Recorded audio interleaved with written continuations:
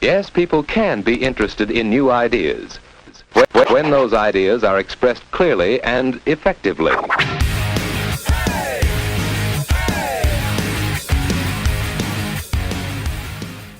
Welcome to the Research and Destroy podcast. Here's what we do. Step 1, we take a subject. Step 2, research the shit out of that subject. And Step 3, destroy the subject as we discuss what we found.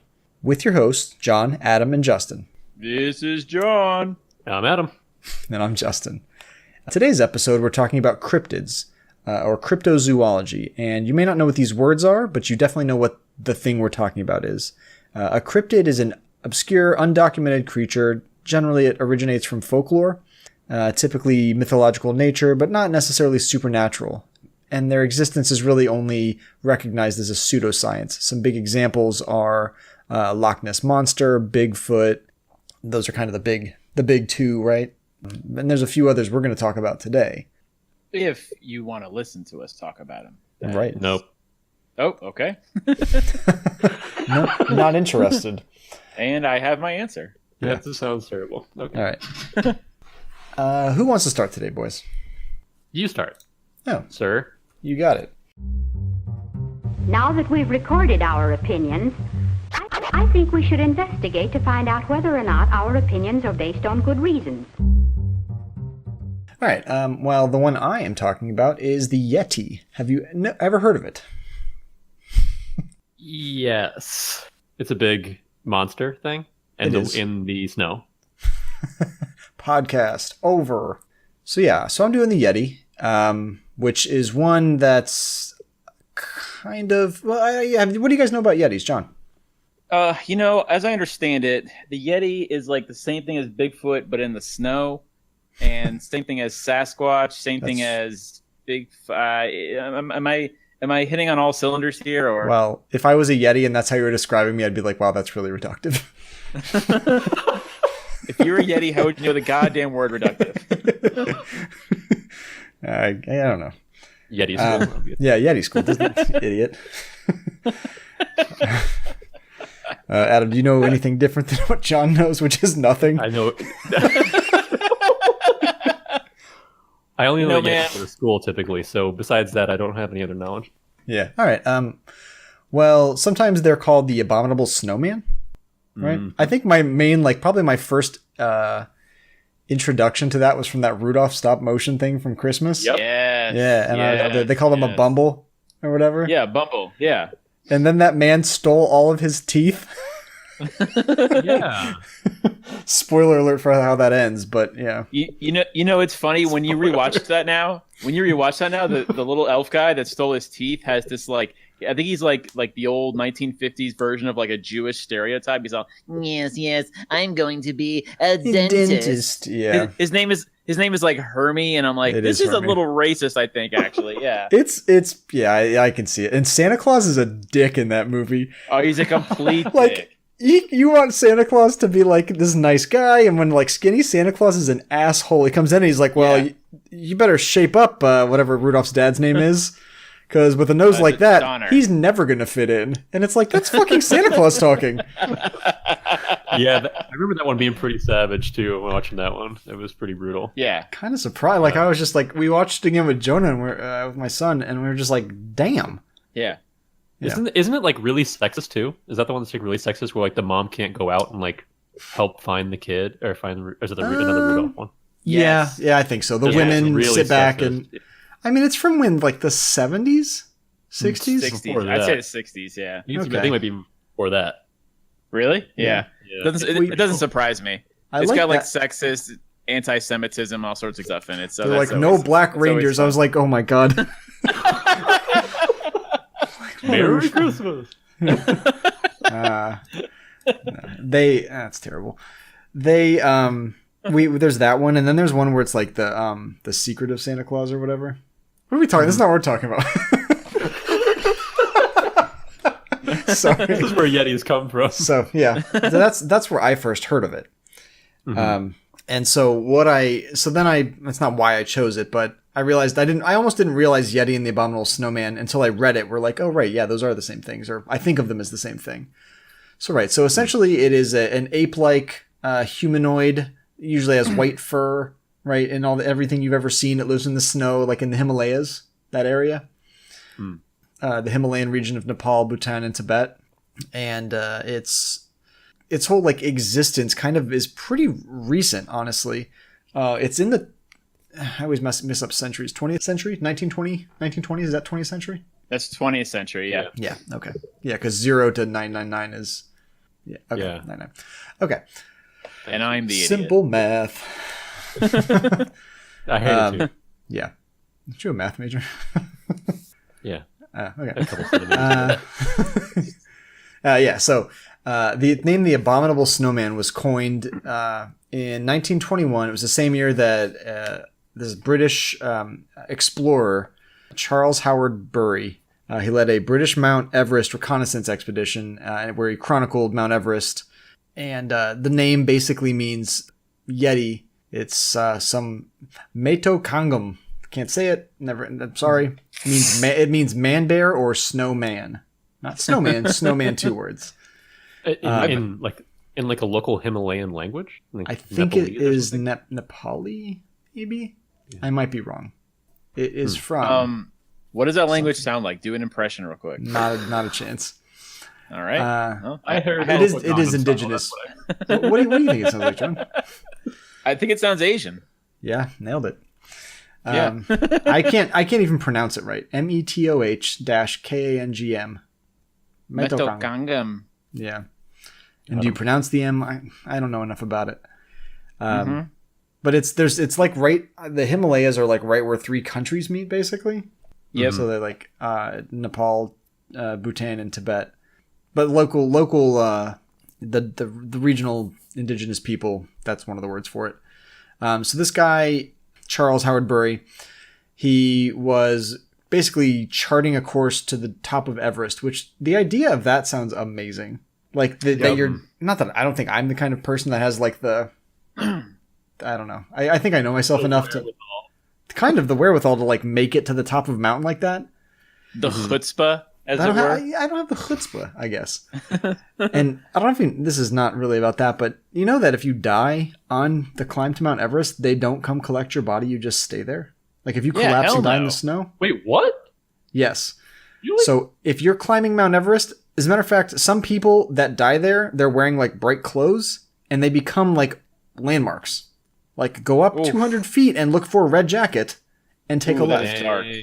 It's like Medusa Mountain. Everyone's like turned to stone. You It's just gotta get to the top and there's a well, Yeti up there and you're like, oh shit. apparently with some warming and warmer periods of time, that bodies that had been frozen for 100 years are thawing out here and there, and they're like, so now they're. But An yeah, so avalanche like if happened you and get there's just a big body group on the bottom. slide down, Surfboard down in yeah, like load comes off a ramp. Mount Everest must stink. It's not when it's frozen. But Oh, yeah, fair it's enough. like, yeah, if you die there, you fall in the snow, and unless your people can bring you back, but generally they can't, and so you just stay there. And there's hundreds of people dead on Mount Everest, on the slopes of Mount Everest. People This is attempt food to. for Yetis, right? Oh, yeah, I guess. I don't think they're eating. Well, there's something different when you eat a dead body versus you eat something that's freshly killed. A scavenger. Yeah, but most animals can't eat the ones that have been dead for a long time. Yeah, it's like Oh, yeah? Yeah, well, like vultures or whatever, the things that eat stuff off the side of the road, they have like special acids that can deal with that, and they don't get sick. They get a bad rap, vultures, you know? Yeah, they're nature's janitors. Plus, did you know they're monogamous? What? They're monogamous. They only have sex with one other bird. I'm serious. I What would bird not is kid you it? about this. Themselves. I hate you. the dodo bird. Poor Dodo, bird. yeah. All these vultures. I just pulled up vultures real fast, and it says vultures also use urine as a way to keep themselves cool by urinating on themselves. That's cool. That's not cool. Well, there you go. I learned that real early on. Urinating on yourself, not cool. No, not cool. No. Unless you got stung by an old jellyfish. Okay, so we're climbing Everest. Yeah. We all just died on the slope, I think. Yeah, so while he was going up this on this reconnaissance mission or whatever expedition, He wrote a book later that included an account of crossing the Lakpa La at 21,000 feet high, where he found footprints that he believed were probably caused by a large loping L-O-P-I-N-G loping gray wolf. But it also looked like, or those of a barefoot man, and they were bigger than a normal person's feet.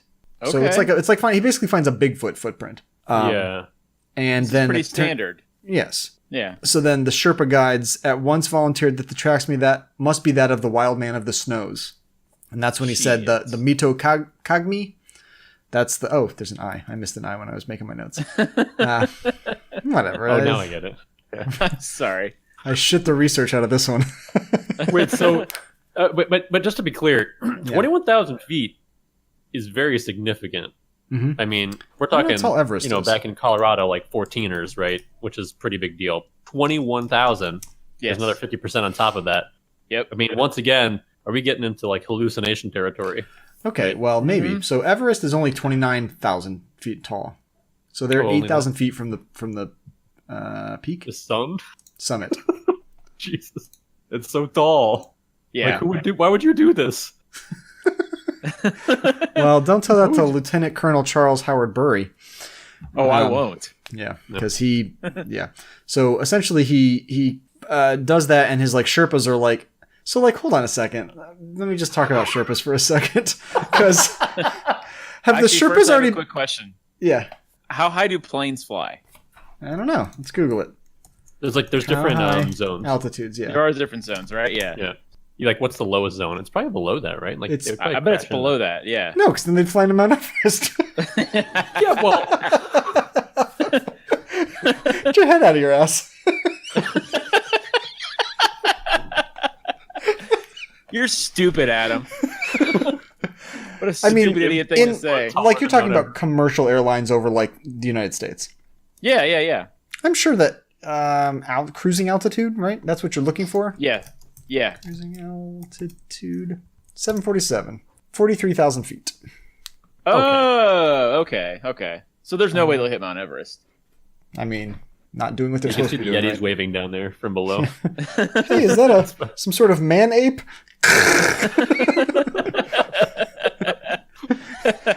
I think you're supposed to say person ape. The Yeti is non-gender specific. You triggered a Yeti? Damn it, Justin. No, you triggered the co-pilot. And then he... The Yeti's the only one who has equality across the board. Everyone else is racist and sexist. He's the true hero. Actually, we call it snow person. Santa Claus just clubs him to death. Yeah. That's too much. So essentially that was what I was going to ask. The Sherpas are guiding these like British people. Have the Sherpas already been to the top of Mount Everest? I want to say yes. So like, what's the big deal? If like, who cares if the British guy's the second guy to be there? Well, I mean, we're white people, right? We just go places that other people have already been, and we just say, "Hey, take us there too. We want to do that too," right? And then claim then we put a flag and we're number one. Yeah, and then we take a crappy picture of it, and then put it on Facebook. Yeah, and now it's ours. Adam, I'm triggered. I am a white man. Thank you very much. Oh boy. Right. So I see them referencing Sherpas, but like, aren't Sherpas like, well, follow me. I already know the way to the top. Isn't that the idea? Or I know how to survive in this type of environment better. Is that more what it's about? Yeah. Somebody knowledgeable in. But it's not necessarily Sherpas are they're like Buddhist monks, right? I think Sherpa just means guide. Maybe not. I don't know what Sherpa means. I just always assume Sherpa. Google. They're a member of a Himalayan people living on the borders. Men. No. I think you're thinking of shaman. Oh. That happens. Right? You're thinking of a doctor. Of the witch variety. I went to my doctor the other day, and he just likes me to call him shaman. I don't know. It's weird. And he went, yo, what's up, Sherm? Just call me doctor, please. My name's Sherman. Yeah, what up, Sherm? Yeah, what up, Sherm? Big Sherm. Okay. Oh, boy. This is going horribly. No, it has not. All right. We're like 250 feet up. Yeah. So 21,000 feet up, he finds footprints that he believed were either a giant wolf or a large barefooted man. His Sherpa guides tell him that it must be the wild man of the snows, which they gave the name Meto Kangmi, man bear, snowman. Right. So so essentially the gist is that the local people have had this belief for like a long time, like before Buddha. They'd like pre-Buddhist beliefs of Himalayan people. They actually had they kind of refer to him as the glacier being, as the god of the hunt, like kind of before Buddhism took over that region. That's something kind of crazy because Buddhism's really old. Yeah, right. Yeah, I mean, it's kind of surprising that how pre-Buddha. Right, like it's just that. I mean, that's how things go, though, right? Like a lot of Christian beliefs and culture is because they like basically use that like some of the existing pagan beliefs to assimilate those people and ideas into the religion, or they just, I don't know if they purposely did it, but it happened that way, right? Right. Yeah. So it's like, I mean, that's not like that snowman or Yeti became part of the core of the Buddhist belief or anything. Good thing. Right. Why? That'd be way cooler. Now sit and breathe. Say Om Yeti, Om Yeti. Like, so this is stupid. A little bit. So the Lepcha people. You're a bad doctor. Yeah. You're the worst Sherman I've ever been to.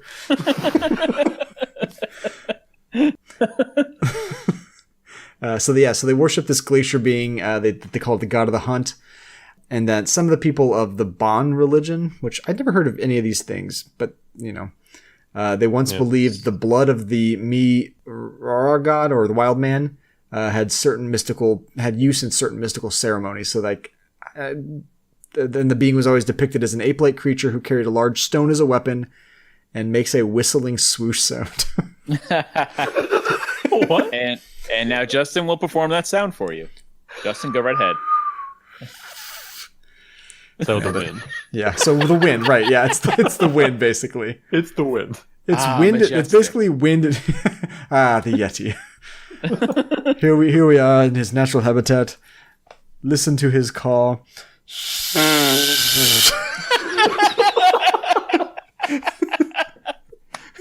Sorry, did you just fart? No. Oh, man, blame it on the Yeti. So that's kind of the history of him. Sorry, that person, snow person, before the 19th century. So then in the 19th century, which it almost didn't occur to me that they were climbing mountains that early. Like I think that like before the 1900s, like I don't know what people were doing, but they must have been in the 1800s, right? I mean, Civil War, there were guns and stuff, right? Oh yeah. So, I don't know how you go from. How are you putting mountain climbing with guns? Like those don't just as a mark of technology. Oh. Okay. Sorry. Yeah, that was a little. You don't need gunpowder to climb a mountain. Unless there's a fucking Yeti. It's also a good point. Fair enough. I'll let you have that one. All right. So in 1932, a guy named James Prinsep, he has a journal called the Asiatic Society of Bengal, where he published B.H. Hodgson's account of his experiences in northern Nepal, where his local guide spotted a tall bipedal creature covered with long dark hair, which seemed to flee in fear. Hodgson thought it was an orangutan, which, you know, what do I know? Racist. Why? It's orangutan. Speciesist.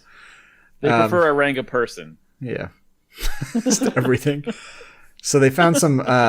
so then an earlier record in 1899, they found footprints appeared there in another book called Among the Himalayas. And he reported his guide's description of a large ape-like creature that left the prints. And that Waddell thought it was a bear. So far they think it's a wolf, a bear, and an orangutan. They heard stories of, and he kept hearing stories of these bipedal ape-like creatures that, however, he wrote that none, however, of the many Tibetans I have interrogated on this subject could ever give me an authentic case. So it's like most of them they knew someone that had seen one. It had never been them. Sure. You know, I think the common theme that we're going to find in this podcast is that no evidence. No, yeah, well, it's that, but like you can go back now and be like, what type of creatures typically live in that part of the world at that time, and be like, oh, it was probably just one of those. You know what I mean? Yeah, that's that. It's fun to imagine that, like, because I mean, they still do find animals that they didn't know existed, but they're not the size of a person. That's true. You know what I mean? Like, point. Yeah, like the Loch Ness Monster, as an example. Bigger than a person. Yeah, but you're not doing Loch Ness, are you? Nope. Okay. So, like, the Loch Ness Monster is, for one, the idea was that it is a, like, long surviving dinosaur that's been alive for millions of years. Like, come on. Yep. And then... Come on. So, like, just common sense rules a lot of things out. Right? And then there's enough technology where you can kind of, like, scan the whole stupid lake and not find it. So then what? Is it hiding in a cave under a, there's all these, like, theories. Well, obviously it goes into a cave under the edge of the lake that we don't know about.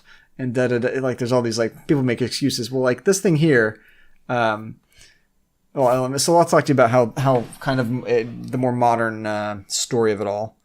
So sounds like Justin wants to believe. I kind of do want to believe because it's fun. But, like, the realistic, my logical brain is like, okay, this is all stupid. Okay, so, there's a nice wet blanket for the podcast. Well, it's like, how real could it be? What's the chance that a giant man monster that's bigger than a person, where people have been living with cell phone cameras, there's no evidence of it, there's no photo of it. You know what I mean? Yes, like, sir. that's that kind of stuff where it's like, but it's still really fascinating to explore. So sorry to shit all over this right at the top of the thing. But it is interesting to hear what people believe. So in the 20th century, the frequency of reports increased, especially when Westerners began to make determined attempts to scale the mountains in the area. And they kept, and occasionally they would report seeing odd creatures or strange tracks. In 1925, a person took a photo. He was a photographer and member of the Royal Geographical Society. Wrote that he saw a creature at about 15,000 feet near the Zimu Glacier. His name's N.A. Tombazi. Cool ass name. Yeah. And he observed that the creature from 200 to 300 yards away for about a minute. Unquestionably, the figure in outline was exactly like a human being, walking upright, stopping occasionally to pull at some bushes. It showed up dark against the snow, and as far as I could make out, wore no clothes. Apparently, about 2 hours later, him and his companions descended the mountain and saw the creature's prints, described as similar to those in shape to those of a man, but only 6 to 7 inches long by 4 inches wide. The prints were undoubtedly those of a biped. So he's like a small foot. Little foot. Yeah, little foot. Little foot. It's my favorite rapper. Yeah, a little foot. That's little feet. So the Western interest in Yetis kind of peaked dramatically in the 50s because while attempting to scale Mount Everest in 1951, Eric Shipton took photographs of a number of large prints in the snow at about 6,000 meters, 20,000 feet above sea level, and the photos have been subject to intense scrutiny and debate. And some argue they're the best evidence of Yeti's existence, while others contend those are of a mundane creature that has been distorted by melting snow. Let me send you this picture real quick. Please do. Yeah. So that's I don't really know the scale of the pic, but it's interesting. Oh, come on with that. That's like a good foot at least. Yeah. Yeah. Well, there's a foot next to it, but like a good foot in length. Is this a Ninja Turtle? I was gonna say, like, that thing only looks about like 6'3" maybe tops, right? Like if it's got like a size 12. That's right. That's a big foot. That's a big foot, man. That pickaxe is probably 15 inches long. Really? That's how big a pickaxe is? Imagine your hands going on that handle. Yeah, it's pretty intense. Okay. So Probably, yeah. So never use a pickaxe. So this guy Eric Shipton, he took these photos and they've been scrutinized like crazy. And then later, a guy named Peter Byrne reported finding a Yeti footprint in 1948, again near the Zimu Glacier while on holiday from Royal Air Force assignment. So he was there. Here's kind of where it gets, and these names you might actually recognize, because I did. In 1953, Sir Edmund Hillary and Butter emails, and Tenzing Norgay, who was his, I think that's his Sherpa. So I recognize the second guy's name way more than I recognize Sir Edmund Hillary, but I think he's the first person to actually scale Everest. Yeah, so Edmund Hillary is the first person to scale Everest. Yeah, right. So they reported seeing large footprints while scaling Everest, and Hillary would later he discounted Yeti reports as unreliable. In his first autobiography, Tenzing said that he believed the Yeti was a large ape, and although he had never seen it himself, his father had seen one twice. So it's that kind of like, that's always the case as well. So it wasn't me, but I know a guy. My buddy saw it twice. Right. Here's the thing about these like legends and stuff, right? So like there's always like when there's multiple accounts like that, that's what makes it like that's what gives it like credibility. Yeah, plausibility. Right? Like plausibility even. So like one person says it, then like somebody like years later says the same thing, and if they don't know each other, you're like, oh, okay, well that adds a little bit of like this could actually be a thing. This might actually be up there. Right. But you don't hear people who climb Everest now and survive come back and say, I might have seen an animal. You know what I mean? That was I'd never seen before. Yeah. So that's where it gets a little like squirrely. Well, there are modern day, because I did look into this, there are modern day. Spoiler alert. I didn't even realize. Well, that's fine. But they're like, it's interesting to know that like, yeah, I agree with you, right? Most people that are scaling Mount Everest aren't like, motherfucking Yetis everywhere. But there are people that like live places that still hunt Yetis. Like, and claim some success. Butter emails. Yeah, butter emails. Sir Edmund Hillary's emails. Butter emails. That sounds pretty good. Ooh, butter, tasty. Yeah, your favorite kind of mails. Okay, you have to cut that out. No, I will not. Right, so in 1954, there was a mountaineering leader, a guy named John Angelo Jackson. He made the first trek from Everest to, oh boy, Kachinjunga. Nailed it. Yes. In the course of which he photographed symbolic paintings of the Yeti at a place called Tengboke Gompa, and Jackson tracked and photographed many footprints in the snow, most of which were identifiable. However, there were many large footprints which could not be identified. He did say that they looked wider than probably the original footprint because wind and blowing pieces of snow across them almost like spread it out. Yeah. You know what I'm saying? So like flattened out the footprint due to erosion and widening by wind and particles. So there's there's a purported Yeti scalp. In 1954, the Daily Mail, which is a huge newspaper in London, I guess. Britain, printed an article which described expedition teams obtaining hair sample specimens from an alleged, what it was alleged to be a Yeti scalp in the Pengbok monastery. The hairs were black to dark brown in color in dim light and red, like fox red, in sunlight. The hair was analyzed by Professor Frederick Wood Jones. He was an expert in human and comparative anatomy. During the study, the hairs were bleached, cut into sections, analyzed microscopically, and they concluded that the hairs were not actually from a scalp, but they also said that they compared them to a bunch of hairs and were unable to identify them. Oh, so they couldn't like pin it on like this is just a human, or this is like an orangutan, or this is a fox. Yeah, he was unable to pinpoint exactly the animal that the hairs were taken from. However, he was convinced the hairs were not of a bear or an anthropoid ape, which I guess that just means one of the larger apes.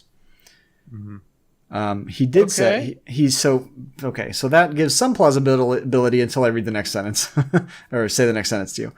He said that the hairs were from the shoulder of a coarse-haired hoofed animal.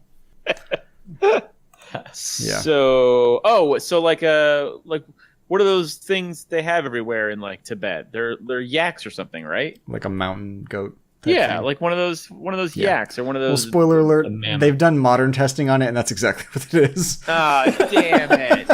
Yes. Yeah. So that scalp, it's actually from two different animals sewn together. Oh, come on. See, those Yetis are smart. When you don't have television and you're like living in the. Thank you, Adam. It's like a toupee or something, right? Is that what you're describing here? It's like a Yeti toupee going bald. Never fit me. Oh, if I put these two together. And then it fell off in the wind, and then these guys put it in a display. Just see like a Yeti out there with this huge wheel, just like sewing out in the snow. Oh, hey! Ugh, awkward, yeah. And then he does that Bigfoot walk away. Yeah, like behind the slow walk and the look back. Swinging arms. Yeah. So now, oh boy, these names, my God. Okay, so there's a guy named Slawomir Rawicz. Those are two names, first and last. He had a book called The Long Walk, published in 1956. that he and some others were crossing the Himalayas in the winter of 1940, and their path was blocked for hours by 2 bipedal animals that were seemingly doing nothing but shuffling around in the snow. So it goes on and on about a bunch of people trying to do this, but it gets interesting because in 1960, Edmund Hillary mounted an expedition to collect and analyze physical evidence of the Yeti. He sent a supposed Yeti scalp from the monastery for testing. The results indicated it was manufactured skin from a serow, which is a goat-like Himalayan antelope. So that's where Edmund Hillary to the rescue solves the mystery scalp. This guy like scaled Mount Everest, but just couldn't leave well enough alone. He's like, I gotta find a Yeti too. Like, dude, you've done enough. Like, it's fine. You've climbed the tallest mountain. You don't need to find like a long lost animal too. It's cool. Just chill. Just chill, man. I'm going to describe the Yeti a little bit. So essentially, you probably already know what this is. It's kind of Bigfooty, but I'll describe it anyways. So it's described as an ape-like in build and covered in shaggy hair. The Yeti possesses little beauty and charm. Well, that's opinion. That's just mean. Yeah. Like, how do you know? Sounds like somebody's putting some opinion in these things. I'm on the Yeti side for sure out of this entire article. Yeah, seriously. Yeah. He's a bad house guest. Oh, come on. And they often, like, like, so, like, humans evolved, their backs, like, straightened out. That's why we stand upright. Like, that's the key difference is the way our hips are shaped, I guess. The way our backs and hips are interact. That's kind of one of the key reasons why we can, and obviously our lower legs develop the right way to support our weight and all that stuff. But that's kind of one of the key differences between animals that walk on our knuckles and us is the shape of our hips and spine. But they always depict the Yeti and Bigfoot kind of the same way, where it's got the same like ape-like features, but just doesn't have any, like, doesn't have to believe the anatomy it has. It looks like an ape that just walks upright with no physical problems. Oh, okay. Well, good for the ape. He's right on the verge of, evolving. So he's a human with too much hair. Kind of, but it says there's some other weird features. So they're apparently large, towering creatures, 6 feet to 10 feet tall, enormous feet, and long white or gray fur. However, sometimes they're depicted as light brown or reddish hair. But most sources agree that their humanoid heads slope up to a point. Really? Yes, and that a terrible stench pervades the air around them. Come on. Yeah. And they're wonderful tailors. This is basically Harry and the Hendersons, right? John Lithgow wrote this, right? Like, that's what happened here. Yeah, that's what you found. Basically, yeah. Oh, damn it, John Lithgow article. So apparently the awkward build of the Yeti doesn't really let it. It's not really lend it. It doesn't let the animal be fast. It doesn't lend it to speed. But they do have great strength and the ability to travel stealth through the wilderness. Their thick fur lets them endure the harsh cold. Although, is that how that works? Is it just that, or do you have to have body fat too? Body fat would help, I would guess. Yeah. Like, isn't that? I don't know. That's I guess what bears do. But then they eat a bunch, then hibernate, and then they can stay warm. Okay. All right. Yeah, because when they're hibernating, they're not eating. So that's just because they're burning the fat, though. That doesn't keep them from freezing to death. That's just because they're lazy. Lazy bears. So apparently, by the way of the weapon, they use large stones, which they can hurl with deadly force, and their clawed limbs. I never picture them with claws, but I guess... Like bears. I guess. Right? Yeah, but they're supposed to be like humanoid. Do bears' there's no claws fingers... in this picture. Okay, so our fingernails are on top of our fingers. Are bears' nails like that too, or are their fingers just claws? Like the tips of them just... Like, is it like knuckles with claws instead of the last bend? No, it comes out of like the edge of the end of their finger. Like the tip. Like a cat. Yeah, like okay. A cat. I guess that's how my dogs are, not as long as a cat, but yeah. But they have pads, like, you know what bears I mean? Do? Like like dogs and raccoons, you know? Yeah. They have like pads to like get around, yeah. Their hands like research and destroyed bears. I don't know shit about bears. Who does? We should actually, yeah.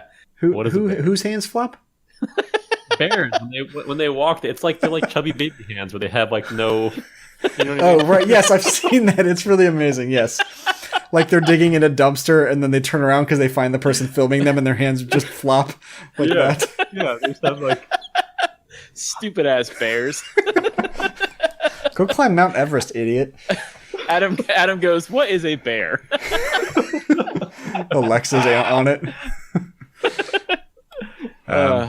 Wait a second. What the hell is this thing to... Okay. In addition, some Yeti folklore credits them with telepathic abilities. See, now, you know what? They jumped the fucking shark. That's it. That's it.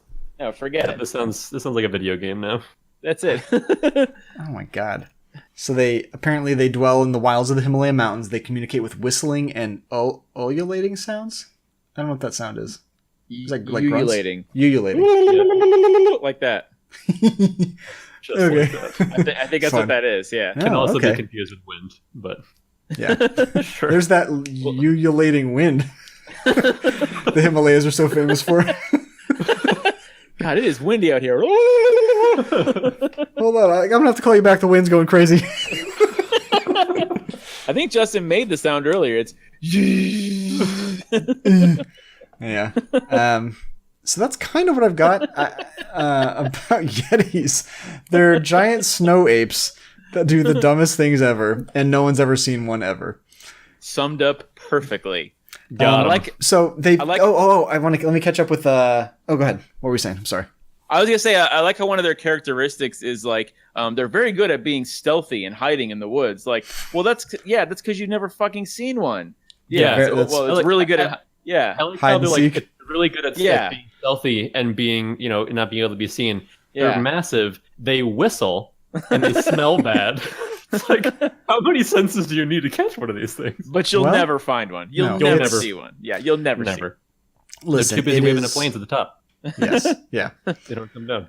So so that all it's so the stuff that happens in like the 20s, it's easy to dismiss as like people being in the 20s. You know what I mean? Like Yeah. no knowledge, no global knowledge, no electricity or what? I don't know when electricity happened. We've already had this discussion where we don't know when electricity happened. Should research that. That could be a whole other podcast. Like that could be. bears.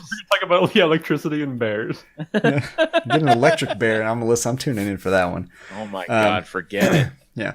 So, but you know what I mean? Like, it's just this, like, it's this era of like, they believe all sorts of weird stuff. Like, or they know so little about the world, so unexplored, and the information isn't shared globally. Like, it wasn't like in the 70s, even in the 70s, it was still like, it felt, like that like TV was kind of a thing then. It was color TV, and it was like what am I trying to say? Like, there was just this air of unknown, like everybody was still very ignorant about a lot of the rest of the world.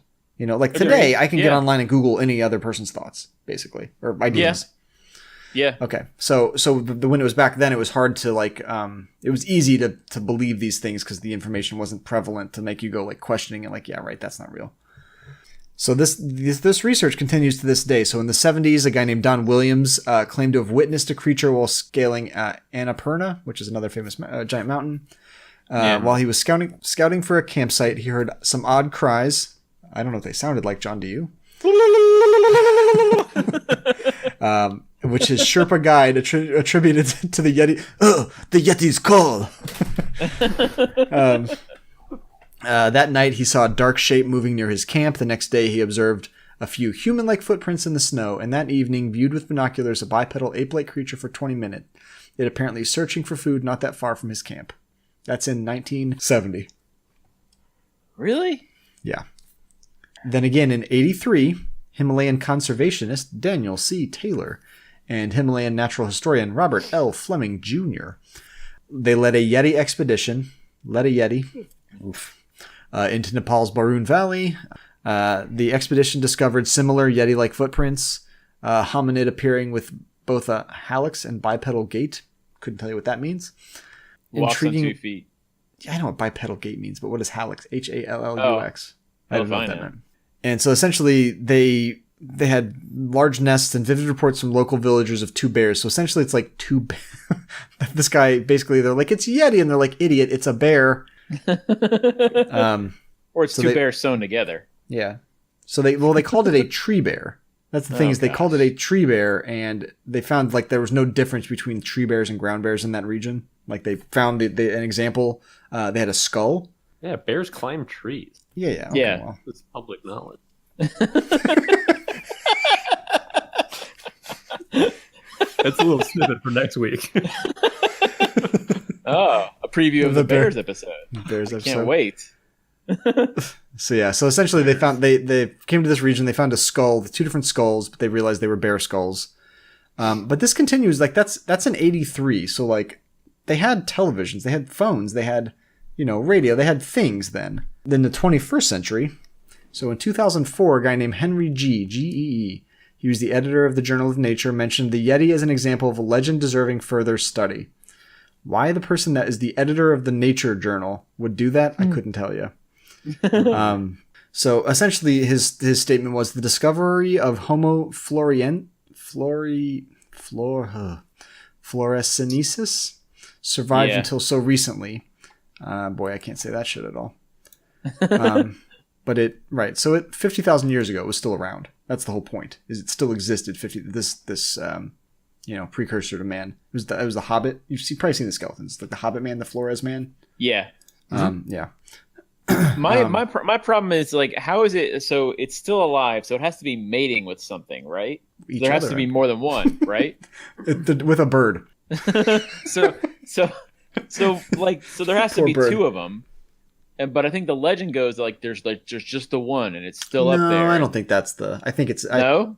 No, I don't think so. That's Loch Ness's story, but I don't think I don't think the idea is that there is a Bigfoot. There's an animal called Bigfoot that is like and a there's species. More than one. Yes. Okay. Yeah. I think that's the same idea with Yetis too. I mean, they think it's a species of animal we haven't discovered. Yeah. But like, so it's like it's an Adam and Eve situation though. Like, how many? If there's enough out there for them to breed and keep breeding, so people throughout generations keep seeing them. Like, there has to be enough for people to just be able to spot one every now and then, and for it to be like, oh, there it is. There's the one we've been looking for. Well, so right? in 2000, so what they find is evidence of them, right? So in 2004, the guy said that they should, since we found that this Flores man was alive until very recently, which 50,000 years ago in the scale of time of the existence of this planet is pretty recent, right? Yeah. In 2007, a person from American television named Joshua Gates and his team, Destination Truth, reported finding a series of footprints in the Everest region of Nepal resembling the Yeti footprints. They measured 13 inches in length with 5 toes that measured a total of 25 centimeters or 10 inches across. Casts were made of the prints for further research. So essentially they made casts of the footprints, and then they were examined by a guy named Jeffrey Meldrum of Idaho State University, who believed them to be too morphologically accurate to be fake or man-made. So essentially he said, these are real. I think that was the problem. That's what I was having trouble understanding. But he then later changed his mind after making further investigations. And later, in 2009, the TV host made another investigation during which he discovered hair samples. And a forensic analyst concluded that the hair contained an unknown DNA sequence. That's in 2009. So I don't know. I mean, it's not like it's what happens in science when you have to like multiple people have to be able to repeat your experiment for it to be considered true, right? Yeah, and DNA evidence isn't exactly. I mean, it's good, but it's not like it's unheard of that there's unmatching DNA they can find, and then there's also duplicate DNA from certain people. That's why DNA evidence isn't always a direct link. Yep. Criminals and things like that. It's like near definitive, but it's not quite 100% definitive. So, Adam, are you saying the Yeti might not be real at all? Listen, I'm not going to throw any shade at the Yeti, but I like to imagine they're all up there just having a good old time, just having a sewing party. Yeah. With all the bodies and corpses that are frozen people up on the mountainside. Just riding them around like sleds. Yeah. Sew them together, make one big sled. Yeah. So in 2008, the BBC reported that the hairs collected in various places. Initially they tested that were inconclusive, but then they again found out that it was the Himalayan goral, the hoof-like antelope thing or whatever. But in like 2011, which is not that long ago, a Yeti was reportedly captured in Russia. No. Initially, the story claimed that a hunter reported having seen a bear-like creature trying to kill one of his sheep, but after he fired his guns, the creature ran into the forest on 2 legs. The story then claimed that Border Patrol soldiers captured a hairy 2-legged female creature similar to a gorilla that ate meat and vegetation. So basically a Russian woman. Bro. This was later revealed to be a hoax. Spoiler alert. I shouldn't have said that because most of our Facebook fans are Russian women. So that may be true. They're not going to like that. No. Well, but like that kind of, possible explanations, essentially bears, right? Everything's a bear. It's all bears. It's all the way bears all the way up. Bears all mountain. day. Yeah. Yeah, all days bears, all nights bears, bears nonstop bears, Yeah. and the goat thing. Right. So some of the things that you've probably seen in popular culture, it's the Yeti, the Bumble from the 1964 Christmas special, Rudolph. It's been a couple different video games. It's in it was an animatronic thing in. You've just seen it all over. It's like a known, the Abominable Snowman. You know what it is. It may not be very like popular, and they're actually making an animated, like a 3D animated thing called Small Feet. I just saw a trailer for it not too recently, or not too far back, where it's the story from the snowman's perspective of discovering man. So they find these people and they call them small feet because they have small feet. Oh. Clever. I don't think I would see it. It looks like kind of CG schlock, but you know. Sounds charming. Yes. All right. So that's what I got. Documentary. Did I blow your? You guys stock still on? What's up? I just like well, I guess the most interesting part is that I always knew there was like a Yeti, a Sasquatch, a Bigfoot, and it's all just the same thing, but all from different regions. Is that right? Like it's basically the same creature, but I mean, this one lives in Bhutan. Bigfoot lives like in the Northwest somewhere. You know, the Sasquatch is An urban dweller in New York City. Saskatchewan. I'm not really even sure. So yeah, it's I don't know if they're like technically like if people consider. I mean, they're all very similar, right? They're like a big humanoid, but are they supposed to be the same like animal in different places? I guess I don't know. Does the missing link fall in the same category? Kind of, and some people they also some people say they might be present day specimens of the extinct ape Gigantopithecus, which is like a giant ape.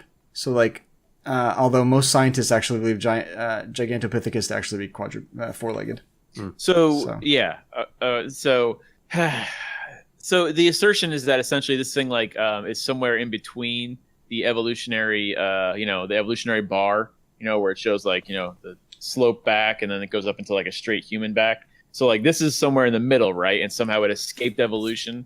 I'm not sure that it's supposed to be between us and people. Like I think it would, or us and previous ancestors. I think it might be a branch off, right? Like are monkeys supposed to be in that chain somewhere? Yeah, the beginning. Okay. Yeah, they're at the beginning. But why are they? But then the dumb question that every person who hates evolution says, why like, are there still well, monkeys? if we evolved from monkeys, how come there's still monkeys and there's still us? And that's just dumb. So, but well, how come there's nobody in between? Really, it was really there's nobody like these hunchback like weird people. Maybe they're up in the mountains. Yeah, that's where they belong. Why aren't there? Right? What happened? Like, did we? I've seen X-Men. Go on. Yeah, let's hear it. Obviously, there's some kind of mutational shift that happened. Next thing you know, there's people. We just skip past that part because we evolved so quickly. There you go. End of story. Yeah. Well, all right. So, gentlemen, watch X. The Yeti. Professor Yeti. Yeah. Tune in next time to talk about X-Men, bears, and electricity. Yeah, we're gonna have a real interesting episode. All right. Who wants to go next? You're welcome. I'll do it. Yes. All right, I'm excited. Ooh, me. Okay. Jumping from Yetis, we will be diving into the Jersey Devil. The Jersey Devil. The Devil of New Jersey.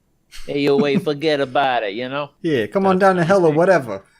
The first, So that's the Jersey Devil accent created by the Jersey Devil. Yeah. Most people don't know that, yeah. Most people don't know that. It's a fun fact. What do you guys know about the Jersey Devil? He lives You said an New Jersey, I apartment. swear to God. He's into gambling because that's legal there. Mm-hmm. He Pacific lives in City. the Pine Barrens. Yes, sir. Yep. He probably makes a screeching sound. He probably has wings, like bat wings, like where like the hands go out to the end and there's like little veins that reach up to it type of thing. Mm-hmm. I want to assume he was birthed from Shut the fuck up. He was birthed from one of Donald Trump's first wives. I don't know. Yep. He's from that area too. So It's the other way around. And the Jersey Devil is the president of the United States. Fake news.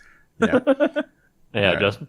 I think that what I know a little bit of is it obviously from New Jersey, and it's got it's like a little like hooved creature, I think, that has wings and leathery skin and kind of looks like a typical devil, but like really skinny looking.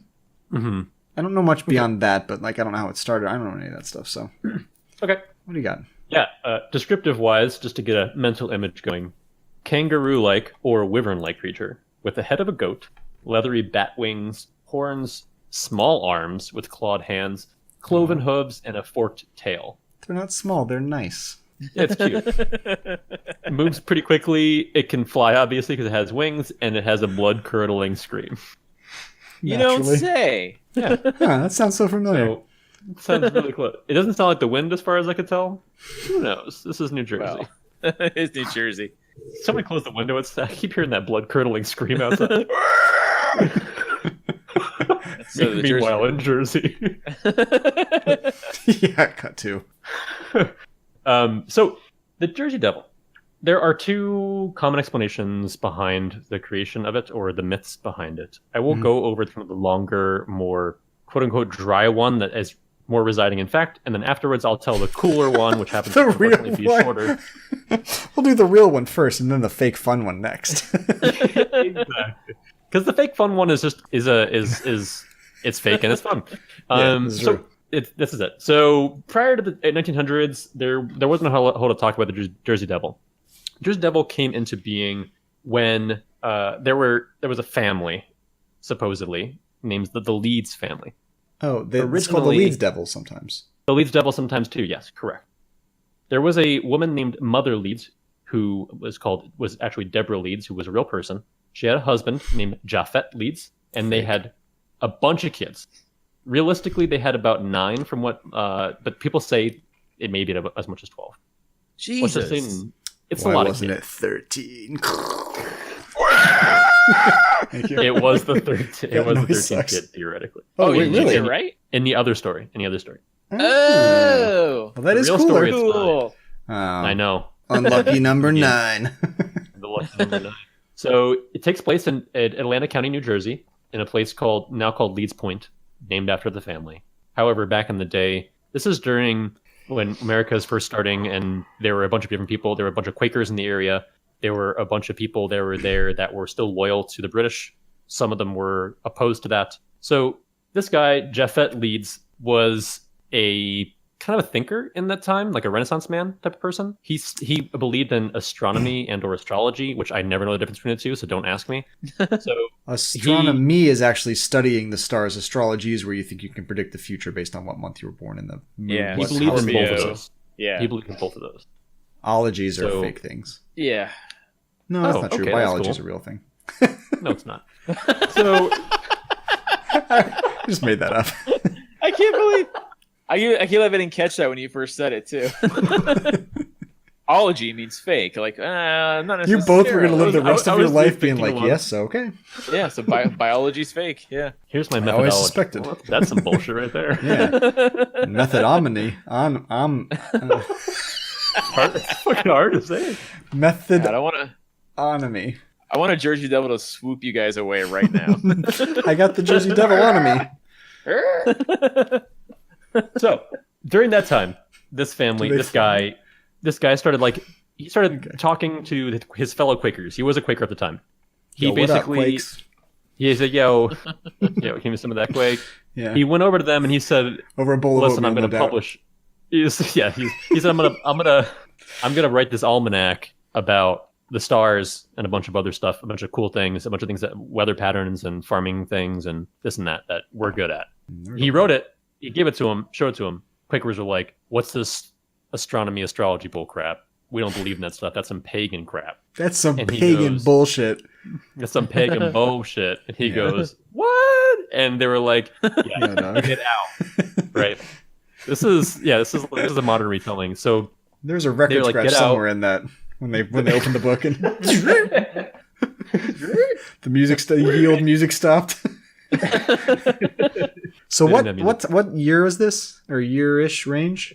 this is in the late 1600s, early 1700s when he was. When writing did this stuff. Galileo happen? When is Before the that. before that? Okay, Yeah. trying to figure out when Yeah. did they determine the Earth wasn't the center of the universe? Stop trying to make Galileo happen. It's never going to happen, Justin. Stop trying to make fetch happen. Listen. All right, that's so fetch. During during 1600s, early 1700s, this is like a big thing where there's religion clashing with all these other pseudosciences, right? So this guy's bringing in astrology, which is pagan in their eyes. They said, I don't want to deal with that crap. Get out of here. This is not going to be deemed a Quaker book. He said, all right, screw it. I'm going to go publish it myself. So we began doing that and putting it out there for people to read. To some acclaim. People knew who he was. However, he had some ties still to the British royal government of New Jersey. They didn't really like the Quaker community, and so he was kind of caught in the middle. So people kind of dismissed him as being kind of evil if you were on the side that was against kind of the British initially, which a lot of Quakers were. Down the road a little bit further in the early 1700s, around 1716, Daniel Leeds had a son named Titan, which is a bold name for... That's a cool-ass name. Somebody who writes almanacs. Yeah. Here you go. Your name is Titan. You're getting beat up a bunch. Yeah. You're dead right almanacs? Get him. Oh, Titan, how you think you're better than me? Yeah, forget about it. It's a very Jersey accent. What are those screams? What's the dad's name again? Jeff Fefe? Yeah, it's Jeff Fett. What is his name? Jeff Fett. Oh, I was close. It's close to Jafar, so... God. Oh, true. Yeah. Yeah, so Eyebrows. So they pop out a kid. This is one of the other kids. I don't know which of the bajillion kids they had. This is one of the middle kids. Who cares? Titan. Okay. Right. He's jacked. He's jacked out It's of the womb. all downhill from there. Name first kid Titan, every other kid's a failure. Yeah. Other kids don't know what to do. He's just like, you took over my book. Everyone else, I don't know, find something else to do. Sweep the lawn. Look at the So stars. around this time, Ben Franklin began writing Poor Richard's Almanac, which became very popular later on. In the same vein, it had a lot of stuff regarding weather patterns, farming patterns, puzzles, math problems. It was like the Reader's Digest at the time. So it gave people something to read every couple of months. Picture find. Yeah, there's a picture find in there. Oh man, when you had the picture by picture and you had to figure the differences. Oh my god, that's not Reader's Digest, is it? Are we thinking of two different things? That's I don't care what highlights. that is. Highlights. It's highlights, Adam. Yeah. And by the way, Adam, I am gallant and you're goofus for that matter. Yeah. How dare you? All right, sorry to interrupt, but highlights was the jam. That's true. It was the jam. He created highlights. Is highlights basically Reader's Digest for kids? Right? Like both those magazines were sitting at doctors' offices when you were a kid, right? Yeah, Yeah. I guess it is. Yeah, it is kind of for kids. I mean, well, highlights Ben was Franklin- for kids, but He did everything. That and zoo books. what were zoo books? You didn't get zoo books? I don't know. Refresh my mind what they are. Hey, you got a new one each month, and it was all about a certain type of species of animal. Like this one's all about big cats. This one's all And about so, like, sharks. is that the one where you turn the pages and it would have like, here's it with all like its muscles removed? Yeah, you see that. Oh, like, I used to have those. yeah, I Yeah. got zoo books all the time. Yeah, It'd be like a I went saber-tooth ham on zoo tiger, and you books. would turn like a page, and it would be like, here's all its musculature, and then you turn a page, and it'd be like, here's its diet and its hunting patterns. Yeah. Yeah, Ah, here's a yes, Yeti. I- This is what Yeti hair Franklin looks made like. those too. yeah. And here's the goat that it Ben really got is. around. Yeah. He really- All right. So Ben Franklin, he was making zoo books. Yeah, Ben Frank. He was making zoo books. Benny There Franklin. was some competition between them because both making almanacs, and he's like, "Hey, get out of my almanac space, Ben." Yeah, they were an And almanac off. They're having an almanac off, and Titan basically said, "Yo, back off." And Ben put on his glasses and he turned to Titan and he Half said, moon spectacles, I believe. Yes. "Yeah, half moon correct. spectacles. Yeah, sorry, they're tinted." And he looked over and he goes, "Yo, this is my space too." And he says, "All right, guess what? Your book has a bunch of astronomy, astrology. I don't know the difference between the two." He actually said that. And then he's like, Quote "Listen, Ben don't-" Franklin. He's like, "Don't mess this." He's like, "Yeah, I." And he goes, "Yeah, that's true." Ben goes, "Well, guess what? I'm going to use your science against you, and I'm going to predict your death." Titan, the sun. I'm gonna predict And your he death. threw a hissy fit. Wait, that's what Ben threw- Franklin said? Yeah, Ben Franklin. God damn, that dude's a savage. He puts the shades Yeah. down, puts the shades back up again too, right? He has their half moon spectacles, but it's the kind that like has the hinged sunglasses on them. Wait, doesn't Ben Franklin? He invented the bifocals, right? Correct. Yeah, he invented everything. Zoo books. So he, Does he invent anything that started with an A? So then we could be like from A to zoo Abacus, books. I'm sure. No, that's Chinese people. Come on. Abacus. That He was invented Ben, too. bifocal, so we have from B to Z. He was busy for sure. I was going to say he has invented Oh, electricity, but that's not an A. Jesus Christ. So Titan goes, what? And he goes, yeah, I'm going to predict your death. And Titan called him a fool and a liar and all sorts of whatever the crap people used back then that was actually like, derogatory, whatever. Yeah. So he did that. And then shortly thereafter, when the date passed after the predicted death of Titan leads, a Titan responds back and goes, hey, I'm not dead now. So now what's up? And Ben goes, yeah, you are. You died when I told you that you were going to die. You're now a ghost. So he was like, I'm not a ghost. And Ben was like, yeah, you are. And this all happened like in public space. This is how like kids argue when they're really like my dad can beat up your dad type of shit. You know what I mean? Yeah. Do you remember there was a political candidate that was accused of being a witch? Yes. Like in 12, Yeah, and she had a commercial where her opening to the commercial was, "I'm not a witch." I remember that commercial. I don't remember her name, but oh my god, if you're starting with "I'm not a ghost," you're not gonna win. You're already done. You lost, which is why Ben, all these people now that are on Poor Richard's Almanac, not Derp Derp's Astrology / Astronomy Tower, whatever the heck it was called, which is no difference between. Yeah, so he wins the crap out of this argument. He gets like a lot of popularity. So basically, people are saying that it's blasphemous, it's occultist, and they're saying there's a ghost now out there. They're just believing Ben, and they're kind of going along with it. So this may be this ghost-like figure. So years down the road, he's still alive, and they're still calling him a ghost, right? He's still calling him Ghost, which is so great. That is so 1700s. Yeah. It's so 17. It's so Ben. Steve Franks was a badass, yeah. He really was. Yeah, he made Ben's rice too. I don't know if you knew that. No, and zoo books. I can't believe the zoo books thing. That really striking. That's why they called it the Leeds Devil at one point, and the ghost part of it kind of came up about that. So there's some kind of weird stuff going on with that. So during 1700s as well, a little bit after that, also during the publication of this book from the Leeds family, on the front of the book, they begin publishing their family crest on it to kind of give it some kind of merit or something. But it's like this dragon-like creature. That yeah, it's like a wyvern that has bat-winged dragon-like appendages and clawed feet on it, right? So some of this rings true to that. There's a ghost figure character who is not actually really a ghost until he actually dies many years later.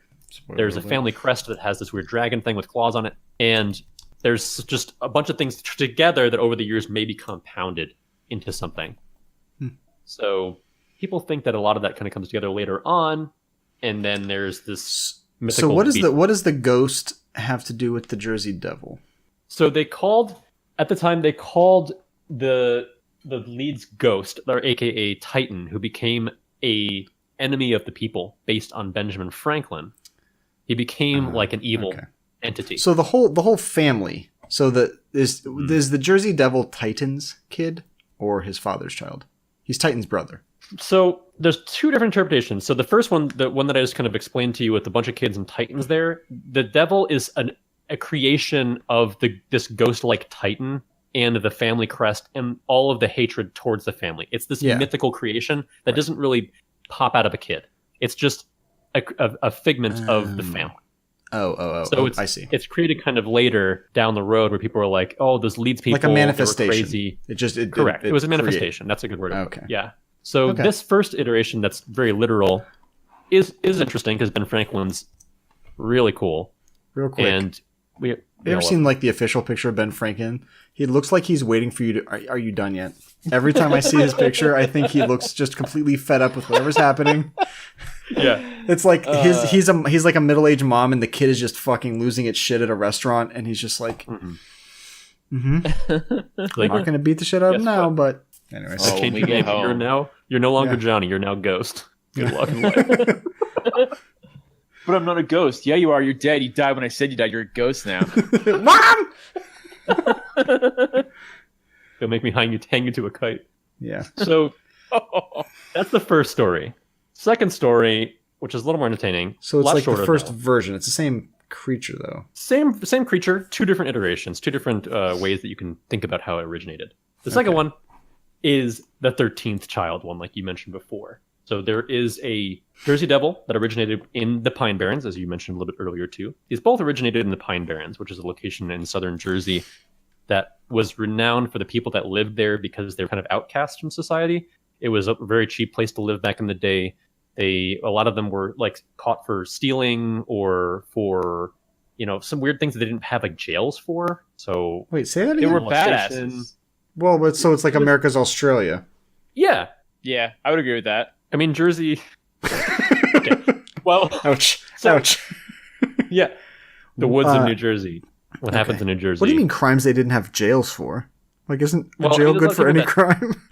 Well, this is during the times too when You got in there's a jail, lot of- convicted of burning down jails, and you put him in there, and you're like, ha Oh, bad move. Bad move. we fucked up the justice system. He's just going to flourish in there.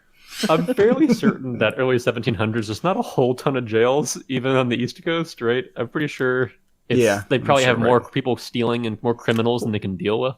So a lot of these people, maybe even a lot of people that get out of jail too, it's known to be kind of a shady area. It's going to be a spot where a lot of people go down there and hang out there and build their own houses and live off the grid a little. Well, shady because of all the pine trees. Yeah, it's...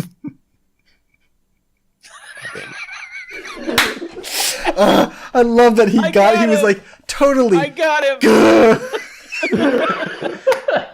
He's like, I spent hours researching this shit. I've been compiling this information. You're just sitting there trolling him. Well done. You shady shit. Listen, we try to get each other constantly. I think that might be the first time we legitimately trip somebody up. Oh, whatever. You can just call That's me amazing. the Jersey Devil now. Yeah. Yeah. Of your blood-curdling scream. Yeah. All right, I'm sorry. There's pine robbers there. They're called the Pine Robbers, which is not a really scary name, right? It's just a weird, shady area. They sell a bunch of weird stuff. Stealing pine trees? They sell moss, fish, other food off the land, and pine cones. So it's There's a local birdhouse making conglomerate that they're buying all the pine cones. yeah, they're a mix between like Keebler elves and squirrels, basically. Peanut butter on it. You roll it in bird seed. What do you use a pine cone for? Like, is there any real use for a pine cone? To grow more pines. They hold the seeds. Yeah. Well, but once they fall, though, I don't think they do anymore. What's the? I wouldn't even know what to use it for. Throwing shade. I guess. In like 12 years. Pine cone. I have no idea what so, pine cones used for. Whatever. You put them on your house when it's Christmas time. I don't know. Whatever. So this other story, right? This is in the same location. It eventually becomes known to be Leeds Point. But there is a woman named Jane Leeds, supposedly Mother Leeds, just like the story. During the 1700s as well. During 1735, technically, Mother Leeds was in labor on a stormy, dark night while her friends gathered around her. What else is there to do down here in old shady Pine Barrens besides watch a live birthing? Yeah, well, they don't have television yet. Yeah, they don't have TV yet. Some of them are probably like, how does this work again? So she had a baby. It was born normal. The 13th child. The 13th child. This is the 13th child. Right? I'm assuming there's 12 kids watching too, from all different like heights and age ranges, just watching this baby. So awkward. Yeah. Very strange. Titan's number one kid. Is that the story? Is Titan in the story at all? Titan is not in this. This is like the mythological one that doesn't have a Titan in it. But maybe this is Titan. Who knows? Okay, right. I got it. Oh, Stormy so the night. facts are a little fuzzy. I guess that's what you're telling me. Correct. So Okay. baby gets birth. Looks normal. But as it pops out and like they're handling it, it turns into a creature that has hooves and a goat's head pops out. Jesus Christ. And it sprouts bat wings. The tail like lashes out of its backside. It like growls and screams. I'm assuming it just snaps off the umbilical cord, just like gnaws it off. Yep. And whips the doctor out. with the tail, the Yep, midwife. slapping around. Every kid just gets slapped in the face down the line. It does like a all the way Titan's last to get slapped. Oh, there's no Titan. The I forgot. midwife, that is tight. The midwife who's there as well apparently gets slashed and gets murdered. Just gets like, I don't know, slashed in the throat, I guess, by a tail or a claw. Well, the end of the tail is obviously like a point, right? Like everybody knows that. Devil. Yeah, it's got It looks like an arrow, right? Yeah, Yeah, it's an arrow. Yeah. It's like the tail of the alien queen in Aliens. Yes. Get away from her, you bitch. You bitch. Sorry. The Tale of Two Cities. But so it kills the midwife, and then it flies up the chimney and it heads out into the pines. Like a reverse Santa Claus. It's a reverse. Yeah, it's Krampus. It's the original Krampus. So What's wrong? people I got claimed- Krampus. I got. Kids were all like, "What the fuck?" Hey, my wife gets Krampus one time a month. Hey, away. That culturally sensitive. New Jersey. I'm sorry. Wife person. Yes. Nailed it. It's fine. Forget about it.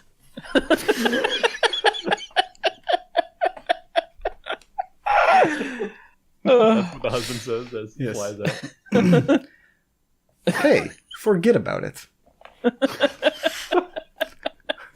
I guess that's one less mouth to feed. Just bleeding on the floor. Yeah. What do we do with the body? So she Send it to Everest.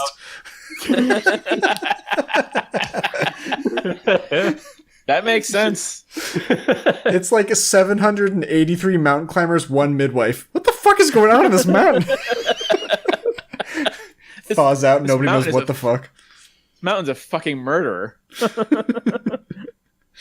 All right, so it flies out the chimney.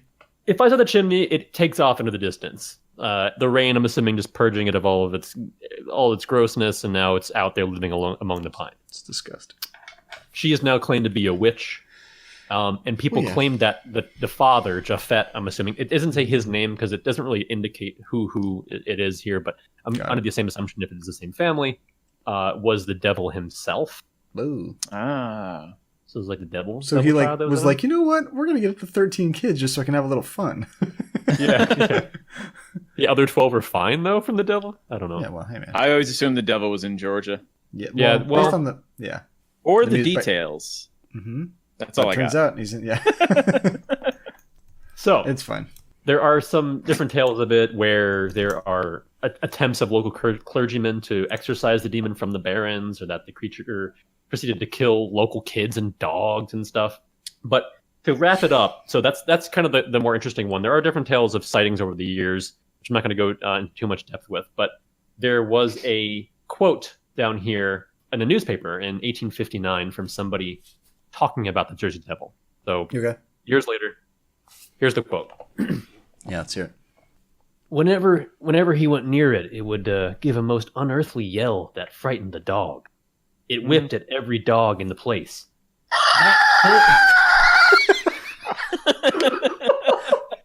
Perfect. Theater of the mind over here. Yeah. Wow, it's all coming together. That thing, said the colonel, is not a bird nor an animal, but it's the Leeds Devil, according to description, and it was born over in Evesham, Burlington County 100 years ago. There's no mistake about it. I never saw the horrible critter myself, but I can remember well when it was roaming around in Evesham 50 years ago, and when it was hunted by men and dogs and shot at by the best marksmen there were in all South Jersey, which is probably a lot, but it could not be killed. There isn't a family in Burlington or in any of the adjoining counties that does not know of the Leeds Devil, and it was the bugaboo to frighten children with when I was a boy. Weird. Reliable source, newspaper, 1859. I imagine the Jersey Devil like reading that newspaper and being like, "Bugaboo, hey." That's what he sounds like now, all grown up. Yeah, Like in his normal teenager. voice. Yeah. Teenager How can devil. you do that Oh, to man. me? I can't believe they keep getting my name wrong.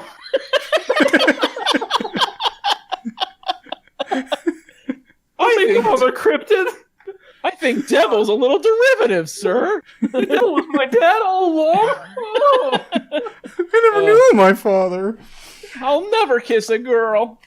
Not with that attitude. It's not a great movie we can make here from the point of view of the devil. Yeah. So that is the story of the Jersey Devil, and people say that it is out there still to this day. And if you look it up online, even in New Jersey, there is a park there, the Pine Barrens, that advertises it, and there's a lot of people coming in to try to take pictures of it, try to find it, just like Bigfoot, things like that. Try to hear the crazy screams or see it in the trees. Usually it's flying. It doesn't have it does have footprints, I'm assuming, but for the most part, people say that it's flying when they see it or they hear it. So, Is it something that people like? Does it interact with people, or people just see it? It flies by, and they definitely hear it more than anything. Years ago, there were some kids and or dogs that were either killed and or harassed by it, but I couldn't find any factual evidence of that. I think it's once again probably wind blowing through the pines. Yeah, probably likely, right? Huh. Who knows? Or it's just actual people getting murdered in the Pine Barrens, since it's like the shady part of New Jersey, which is saying Pine something. Barrens. Yeah, well, yeah, it's saying something in two different ways, but like, I think the Pine Barrens is where the mob goes to bury bodies. That's kind of what I have in my brain right now, right? That's what I've heard, actually. That's where they go to bury bodies. Huh. Really? I guess I don't So, know. yeah. I thought it was just like cinder block shoes or whatever. I mean, maybe in Dick Tracy comic books. I don't really know what you're going for there. Yeah, okay. I mean, I guess. I don't know. Do they still do cinder block shoes? Like, is that a thing? Yeah, cement shoes. Cement shoes? Yeah. That's still happening? The mob is still around? In your story, you're talking about the mob burying bodies in the Pine Barrens. So what? We're pretending a world there's a. I don't know why. I just picture them trying to kill people with like tying like pool noodles to their feet instead. It might not dispose the body, but it might kill them if you couldn't get your head above water. It might be. It would be really hard to swim with pool noodles in your feet. It would actually. It would. It would be a torturous, embarrassing death. Actually, that's how that would work. Death by pool noodle. Yeah, that would suck. That's not something you're putting on the. Okay, you know what? I did a little looking, and you're right. The Pine Barrens, the mob favors pine lands for burials. So apparently, really, yeah. I don't know why, but I think it's because the ground is like in the winter. Like the ground is difficult to like up there when it like during the winter time when the ground freezes. It's tough to dig in the Pine Barrens. So it's also like probably a dense part of forest, right? So I mean, so it's just it's a huge expanse of land, and it's all pines and like flat grass and stuff like that. So yeah. Also, I think I've solved the case as to who was buying pine cones. The mob. Due to what? To grow more Pine Barrens? Extend this pine forest to be closer to my house. That must be it. Huh. So like modern people, do they see this thing? They see the Jersey Devil like around? Supposedly there are some sightings over the past 100 years or so of here and there, or just it's kind of Bigfooty where there are kind of images in the air flying overhead, but they look like Bigfoot bats. Doesn't fly overhead. Oh, they look like big bats. Yeah, right. Okay, I can see that. So they have wings, but do they also have upper arms? They have like short, like T-Rex arms. But it doesn't. No one ever really says how large it is. It doesn't have any description about how large it is. So I'm imagining it to be the size of a person, if not probably half the size between those. The size of a kangaroo. Which is also that's pretty big. I don't know why I use that as a unit of measure, but they're kind of I'm picturing it the same. I don't know. Well, Adam said at the beginning that it has a kangaroo body, right? Yeah, it looks kind of like a kangaroo body. Yeah. Is this in Australia? What? I mean, it's New Jersey's Australia, so yeah, it's America's Australia, which most people think of as Florida. I think, right? This is all coming together. I don't. Yeah, Florida, I guess would be our Australia. It's where we send like prisoners and like.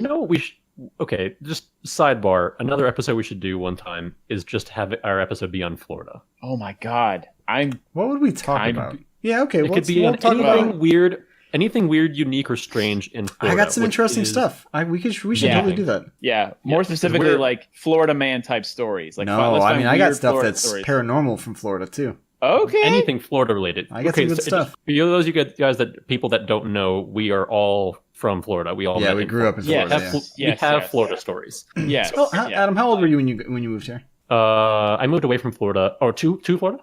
Yeah. I moved to Florida when I was 10. How about you, John? I was 7 going on 8. Okay, yeah. I was 6 going on, or I was 7 going on 8 also. Right. Yeah. I moved after second grade. After second grade, I moved here for third grade. Yeah. Yeah. So, we're allowed to make fun of it. Totally. I just was wondering how long you'd spent here. So, like, most of your, like, formative years were here. Oh, yeah, for sure. Yeah, we should totally do that. What is it? It's America's wiener. What a weird segue. Well, we did grow up here. Well, yes, it is America's wiener, Justin. Point to Ben Franklin's face right now. So... I just pulled it up. That's how I'm feeling right now. Ben Franklin's face is always saying, "Come on, son. Come on, son." Like he just let out a nose sigh. Yeah. Well, since we're talking about Australia, that might be a good segue into my cryptid, actually. Ooh, I like it. Because we Actual are going segue. we are taking a segue to the Golden State, Australia, because they have fake animals everywhere. That is a theme we're noticing here. I swear to God, if it's about the platypus, I'm going to kill you. Well, cut the podcast off. I thought it was fake. Go ahead. We've started in exotic New Jersey and sunny Bhutan, but now we're going to Australia. You know, the land down under where toilets flush backwards, and they have their own version of a cryptid. Now, Jersey Devil. That sounds a very dramatic story, Adam. We really appreciate that. Mm-hmm. You know, it's a very scary sounding thing. You know, the Yeti. You know, Bigfoot. You know, very very. These are all scary things the way you guys describe them. But this is called a Bunyip. I will spell that. I will spell that for you if that wasn't enough. Bunyip. Yeah. which when you go to spell it sounds like you're making one of those jokes from when you're a little kid. You know what I mean? Like spell this word. Yeah. IP freely or something. ATTIC. Yeah, there you go. Yeah. BUNYIP. That's it sounds like a glazed and cinnamoned treat. It does kind of sound delicious. Yeah. If you offer me a Bunyip, I'm not going to say no, but it also sounds like a word backwards. It sounds like you're purposely spelling a word backwards. Mm-hmm. That's a good point. What is it? I could really go for a cinnamon Bunyip right now. Well, if you say, I could go for a backwards Bunyip, if you know what I mean. Oh, I don't even know what that means. So I think we all know what that means. The reason I kind of find this one interesting, the old backwards Bunyip. Sorry, I'll shut up. Justin, it prefers Bunyip person. Thank you very much. So, anyways, so the reason I found this one kind of interesting is because not only do the Aborigines believe in it, and they were the first ones there, right? But also the colonizers from like Europe also were like, yeah, Bunyip's a fucking thing. So I'm like, okay, you got like two credible sources there. I've never even heard of this. The Bunyip, yeah, it was new to me too, which is we're learning so much making this podcast. So. Yeah, but so a Bunyip, it lurks in like swamps and by the way, billabongs. I didn't know what billabong. Yeah, what is that? A billabong. Well, it's the jacket from like the 80s. It's exactly. Well, yeah, everybody had one in the 90s. Like it's an Australian term for a lake. Huh. Yeah. So there you go. But that's where the Bunyip hangs surfer out. people wore it. Yeah, that makes no sense. Pretty standard. Which why you'd have a jacket and be a surfer at the same time doesn't really make any sense. Or why would you surf a lake? Yeah. I think it's called it's Australia, man. Yeah. There's no rules down there. Just right. So, so the Bunyip. What do you guys want? Do you guys want like a description of it first, or describe a little? Describe the. What is it? Okay, so a Bunyip is. It's a. It's got a sweet. It's garlic. It's a blue and onion type deal. You know what I mean? Yeah. So Bunyip is actually when you translate it from Aborigines, it means devil or evil spirit. So pretty standard cryptid type stuff here. You know what I mean? Yeah, a little lazy, but they're Aborigines. There's a reason why they're not here anymore. So they're still here. Well, but they're not like they used to be. You know what I mean? They used to just be awesome. So not in their prime anymore. No, they're not in their prime anymore. They, primal. It's yeah. There you go. But Bunyip it became an English word in about the 1840s, and that's actually when most of the legends about the Bunyip were basically came about.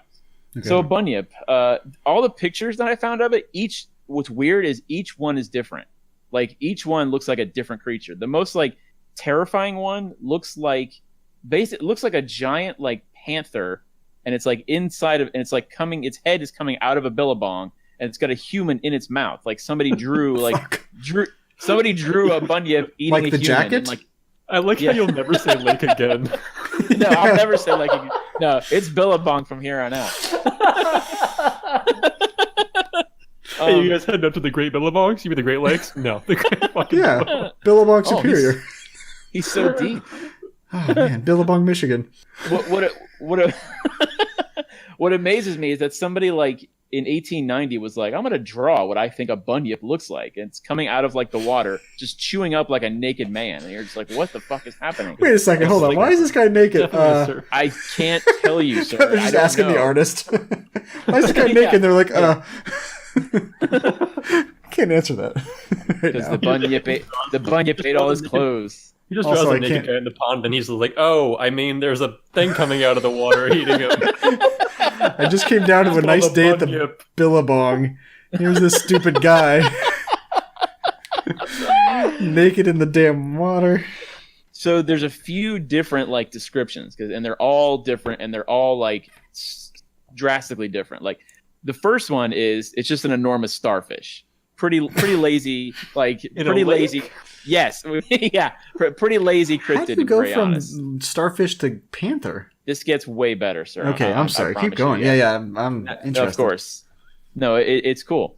So, like, one of these, like, there's actually a description here, and it's from one of the, like, white colonizers that came to Australia and was, like, basically taking all the land away from the Aborigines.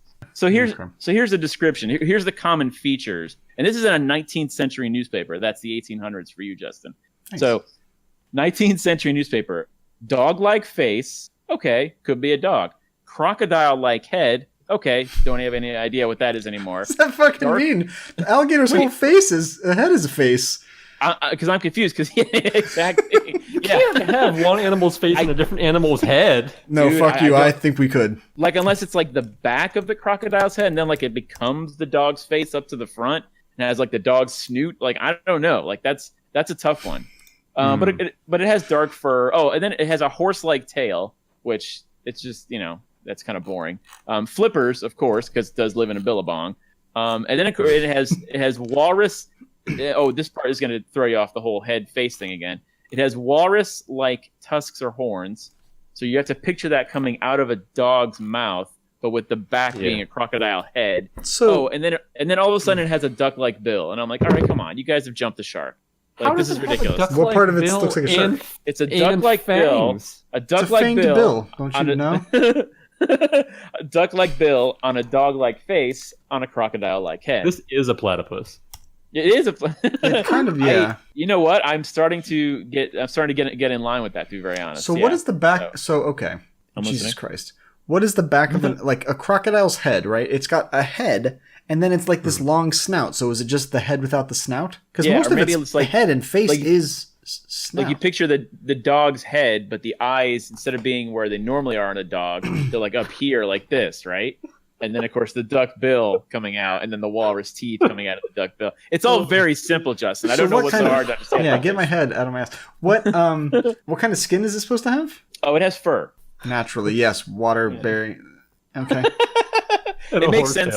Well, then what part of its head is crocodile-like? Does it have does the fur stop and it's got crocodile scales, but then dog face? Ooh, that's a good question. Or skin? I'm just gonna assume that's not the best description of this creature. It's also been called a giant starfish, so So there's a few others here, which I will hit you with. So then there are other descriptions that describe it more of like a big bipedal bird. So like it's got like an emu-like head, but then with the characteristics of an Australian cassowary. But then it says the creature's bill has like serrated projections. Like a cassowary is like an emu or like an ostrich. Yeah. But but the bill of it has like serrated projections, like a stingray. Like a stingray's tail is like the little things. And tusk? Or is this like a fish hook, right? So it goes in but won't come out. Correct. Yeah, they're like barbs. You'd say. Barbs. That's right. So this is so they call that the Bunyip bird. So, which is also some kind of 1960s song or something where you did some weird jazzy dance or something. Yeah, you doing the old Bunyip bird. Yeah. And then you bite each other and you never let go. Yeah, that's the bird that all the vultures are banging. The Bunyip bird. Got like hoop skirts on and stuff like that. Yeah. So and then they describe its sound, by the way, as a low-pitched boom. Sonic boom. Sonic boom. Yeah, that's what I think. Or like when the shuttle's landing, it goes overhead type thing. So, yeah. So there's that. So what time of what year was this kind of discovered, what you're just saying? Like, was it with, like, airplanes existed, but the Aborigines didn't know it yet? No. These aren't. There's no airplanes here. I'm about to help you out with history a little, Justin. Okay, airplanes didn't come till the 20th century. Bunyips are more 19th century. Yeah. I see. Okay. Yeah. So it has all those features and makes a boom sound. So as it would. Yes. As I'm reading through all this stuff, I'm like, okay, well, obviously, like, it's either not a real thing, surprise, surprise, or it just has, like, different people have seen it different ways. There's been lost in translation from, like, Aborigines to English and stuff like that. So, but that's how that goes. Wouldn't you just okay? If I was like, hey, I saw this thing that had an alligator's head and a dog's face and a duck bill and tusks, and people were like, I saw the same thing. It was like a bird with two legs. Yes, and it becomes a telephone game at that point. Well, but like you say, oh, yes, I saw the same thing. They're like, we're fucking talking about two different things, idiot. I said it has a duck bill and a dog's face, and you're like, right, with two legs and a bird. And I'm like, no. Question. Were you naked when you were in the water when you saw this thing? Yes. Let's go back and recreate the scene. There was a guy painting on the shore of the billabong. The actual... You were definitely smoking a little billabong that day, for sure. Swinging my billet dong. But they still use the word bunyip nowadays, actually. Yeah, like on the back of your foot, right? God damn it. That one got me. I got lost there for a second. So I got Adam earlier and you got me just now. That was pretty good. Yeah, that took me a second. Bunyan. I got it. Yeah. So there's that. But a bunyip is what they call, is like an insult in Australia. It's what you say to someone who's like trying to pretend like they're rich and fancy, but they aren't really. I don't know how you go. Like a poser? Yeah, I guess a poser, yeah, or like a bourgeois or something like that. I don't know. Bunyip sounds cool. Bunyip's good. It's backwards or forwards. But like, so, and a lot of these things, what I'm realizing now is like people found weird fossils like all next to each other. Hold up. Bunyip backwards is P-nub. Yeah. Adam, the level of your maturity astounds. Sorry. Yeah. You're being a real bunyip right now, Adam. Continue your actual serious conversation. About the duck-faced dog mouth. Sorry. About your ex. I have more descriptions here, actually. And this is an account, actually. This is an account from like a white dude, like who's like just showed up and is like, oh, these savages now nothing, and but he's like, then he sees it, you know what I mean? Crikey. Yeah. Sure. So he still says it has the serrated edges, like the bone of the stingray, right? So he's still like that part he's still cool with, but this guy is like, it says it unites the characteristics of a bird and an alligator. So it has a head. Essentially, okay, they said it has a head resembling an emu, a falligator with a long. Yeah, I like that. That's good. Yeah, so the head resembling an emu with a long bill, and then at the extremity is a transverse projection on each side. I don't know how he's writing this, so that means like something coming out of its back, like no. This is at the end of the bill. So at the end of the bill is where it has a projection on each side with serrated edges, like the bone of the stingray. Like a hammerhead shark? Like a hammerhead like shark. A hammerhead sawfish shark. Like sawfish. It's like a hammerhead alligator emu is basically what it is. That's common animal that everybody knows about. Simple, got it. and then he says its body. No wonder they sent all the criminals here. This place is stupid. I know. A lot of this happens. This is funny because like when the Europeans first landed in America, like the animals that we had here, they didn't like know what they were looking at. Like those animals didn't. Yeah, so they were like bringing horses from Europe, and there was no horses in America at the time. Horses aren't native to America. Yeah, horses aren't native to America. So, so they like when they showed up, they saw these animals, and they were like, "What the fuck is this?" And then they just like named it something like Bunyip, and that was that. So, white people are mean, man. So like, it's true. So this continual characteristics here. So it's got the bill, head of an emu, got some sort of bony edges that come out of the bill on the very end, but it has the body and legs are like an alligator. So what's interesting is that this description is like matches a little bit the other description. So, but it's coming from a totally different source, totally different person, totally different culture, actually. So it says the hind legs are remarkably thick and strong. The forelegs are much longer, but still have great strength. The extremities, of course, have long claws. Oh, and then he goes on to say, but the blacks say its usual method of killing its prey is by hugging it to death. Okay, so are there alligators or crocodiles in Australia's lakes? Or I'm sorry, There's billabongs? literally a place called Crocodile Hunter. Like there's a guy named Crocodile Hunter. Yes, yeah. of course. Okay, just making sure, because I know there's tons of them in South America, crocodiles. We have alligators in Florida, obviously. Yep. And I know the crocodile hunter is there, but I didn't know if he was in Australia doing that, or if he was just an Australian that went to travel and just loved. He was the hunting crap them out of somewhere else. Yeah. This sounds like a big ass crocodile.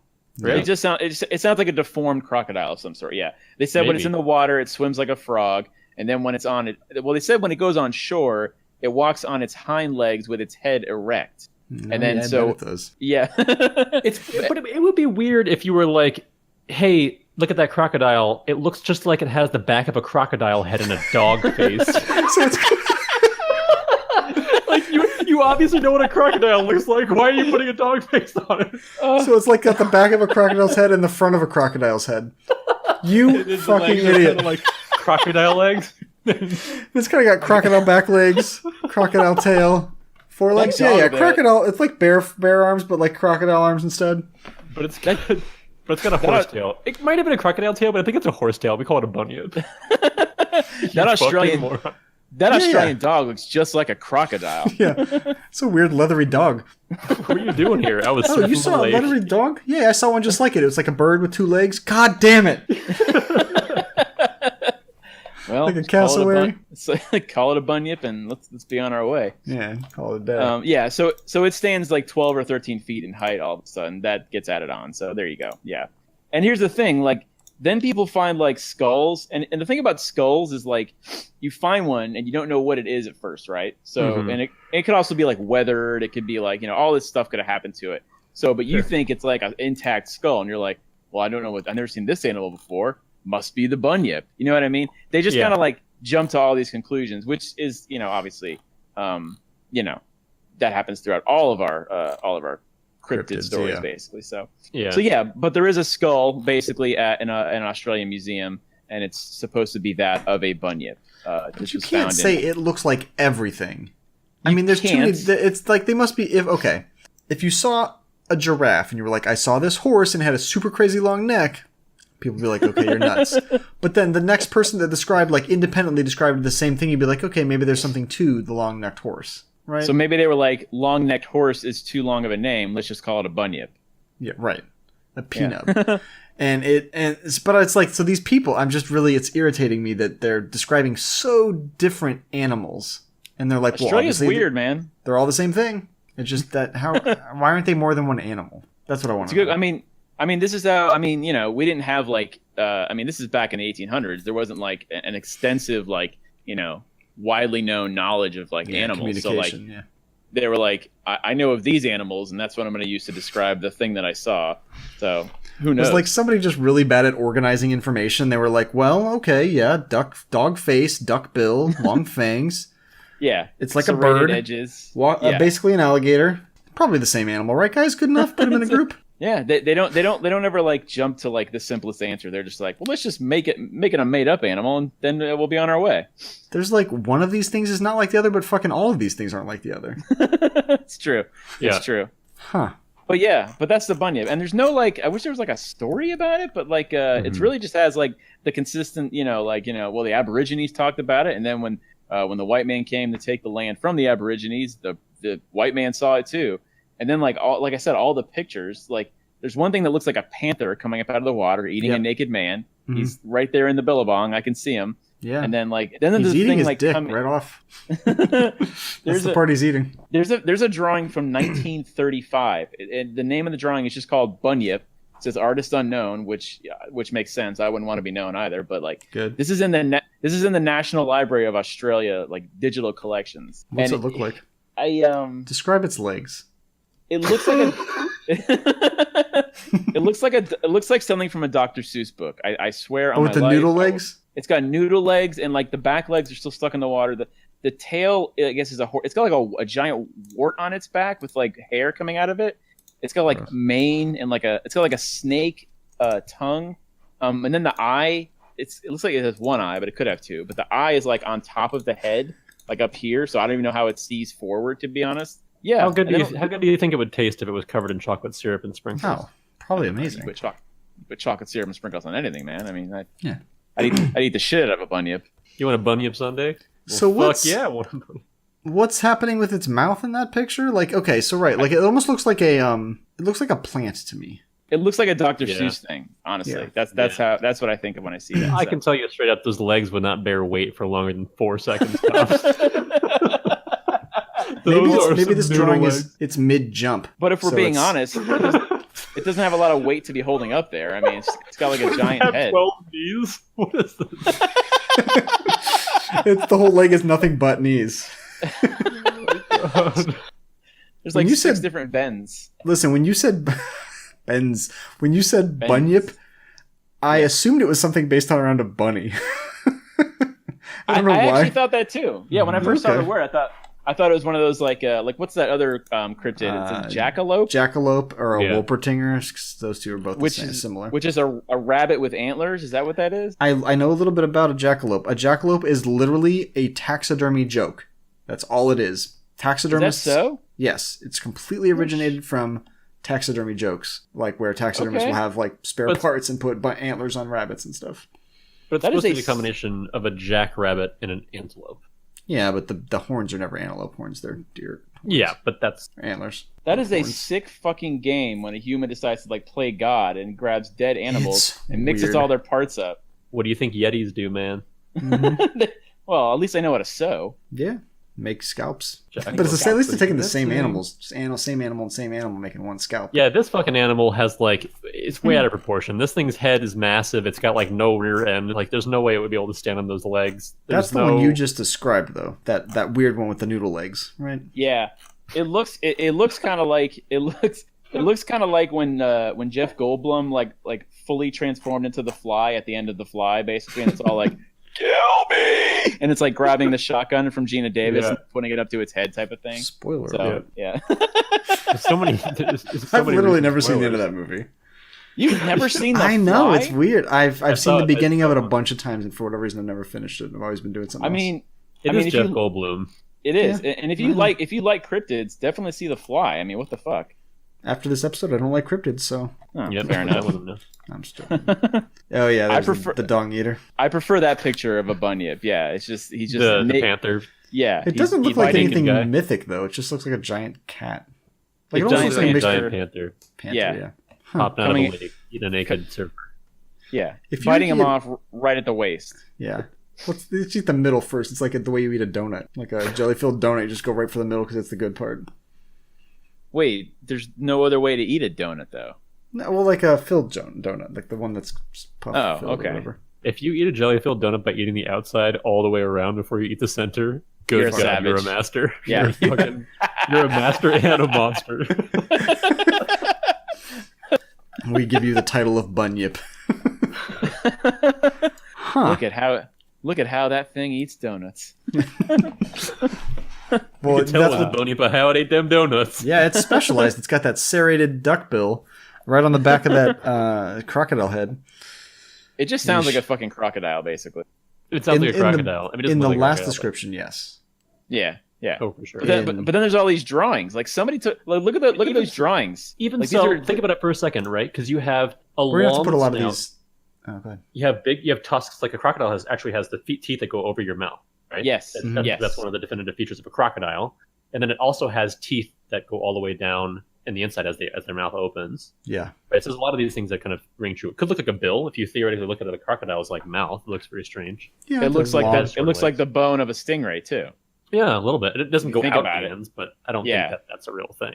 Yeah. Maybe with eating something or whatever. And it was eating somebody in a lake. Billabong. Thanks. but right, like that's alligator. It's Crocodile City, USA. Oh well, not USA. Yeah. you can't Crocodile City down under. Crocodile City, AU. Yeah, huh? Well, that's my bunyip.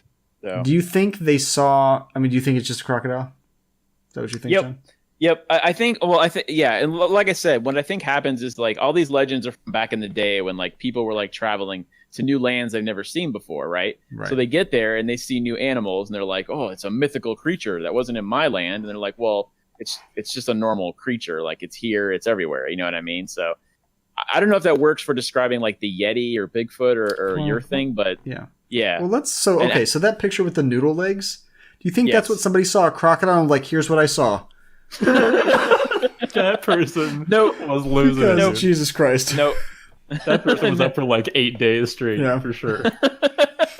He was seconds from dying of rattlesnake bite or something. These drawings are like highly detailed. Like somebody's like, I'm going to draw the thing that I saw out there in Australia. And like, it had spaghetti legs. And then a snake tongue. Yeah. It had a snake tongue. Like, someone stole my wallet. What does it look like? Well, he had spaghetti legs. Okay. Yep. She's drawing the culprit. Does it look like this? It looks exactly like those that. Police sketches. He what about eyes? Let's talk about eyes. Well, he had one. Just one? Yeah, right at the top of his head. It had lines coming out of it. That means he can see out of it. Yeah. That's what that means. Yeah. That is so weird. God, I am hungry, though, from that bunyip. So just from hearing the word bunyip makes you hungry. It does. It sounds like a pastry. Craving like a Cinnabunyip. Yeah. So that one clearly is just, it originated from people misidentifying a crocodile. I think we are all in agreement there. Or any Australian animal, basically, because Australia's filled with like weird shit, right? True. Like the kangaroo to an outsider is like, whoa, what the hell is that thing? You know what I mean? So I'll tell you what, a platypus for a long time was technically a cryptid until they found evidence. Yeah. Because the people were describing like, well, it's got a duck bill and a beaver body, and people were like, okay, idiot. Yeah. It swims in water. What does it do? It lays eggs, but like it swims in water, and that's kind of a weird thing too. Yeah, right. Well, ducks. Yeah, well, ducks do that. Yeah, shit. But it's a mammal that lays eggs. It's a mammal. Thing. That's what it is. Yeah, it's a mammal that lays eggs. That's what's with weird a about duck's bill. Yeah, weird. Yeah, like what's the point? I mean, it uses it for a thing, right? It uses those for a thing. It's duckbill. Yeah, it's like moves back and forth like it's filter feeder, like a duck. It uses it. It does. It uses it to quack. You couldn't see it, but I just made a face at John. Ben Franklin. So many weird noises have been made. Let me pull that Ben Franklin picture up again. Yep. That's how I feel. What about Jersey Devil, Leeds Devil, based on something real, or is it just like people fucking hated that family? Well, it has that sort of like biblical, like Quaker thing to it going on. Like it's the devil. They use the word devil to call it. You know what I mean? It has that sort of. It's very colonial America. You know what I mean? Yeah. Yeah. Everybody was religious, and so. But it was like a politically demonizing thing. That like literally. Literally. But it was like a political thing. It seemed like it was like a hit. You're a ghost. Your kid is a devil. You're an idiot. Your almanac sucks dick. Yeah. Sincerely yours, Benjamin Franklin, founding father. Be Frank. Yeah. Be Frankie. Right. Sincerely yours, poor Richard. Oh, hey, yeah. Let's be frank, guys. Yeah. And then Yeti, based on a real animal? That's the only one I think has like a possibility of being real. Yeah. Bear ape. I don't know why it's like ape and a bear. They're very different, but I would say they're both just a freaking massive. Bear. They're hairy, similar hair colors. Their fur is the same, right? But they're similar. Classically, apes or gorillas or monkeys, whatever, don't live in cold climates. Right. They live in tropical, warm climates. Bears live in cold climates. Yep. Bears live in not cold climates too, but bears are more acclimated to the cold. So I'm much more, and based on the like bigger paw prints. Bears can go up on two legs. I mean, so can monkeys, I guess. Apes do too, but like bears do it more so. They're like they can walk a little bit in them. Like I don't know, they could have a cave up there. Like it seems weird that there's a big old gorilla in a cave up there, just like throwing decayed corpses down a mountainside. We don't use the G word here, buddy. But I agree. Like a bear is probably like because I think bears are probably more common at the foot of all these mountains. Like that, those lower altitude. Like animals have like sort of an instinct where like they're not going to go into a place like as soon as they start going up the mountain, they're like, well, this is too cold. I'm going to go back down the mountain. You know what I mean? Like, there's no point in me being up here. Well, we're the only dumb animal that feels the need to keep climbing. So yeah, we're dumb. Us morons. So they're at the top though. Keep in mind once again, like the beginning, 21,000 plus feet is really freaking high. Yeah. Yep. The air is thin. Thickness. You have, Well, you have mental issues. You lived. Thank you. Thank you, Sherpa. Thank you, Sherman. You lived in Denver, Colorado, and what did you say the altitude there was? It's a mile high, like at the city level. So it's what? Not even did that have an 6,000 feet. effect on? Yes. Can you talk about that a second? Yeah. So when you go to a higher altitude, or to Denver or wherever in Colorado, or you're about a mile or so up, it takes about 90 days for your blood to cycle out and change over your red blood cells. And your red blood cells have a percentage, the oxygen that you intake, a certain percentage of that goes through your blood cells. So at higher levels, your blood needs to kind of change. So it takes you about 3 months or so, quote unquote. For me, it felt a lot longer than that, though.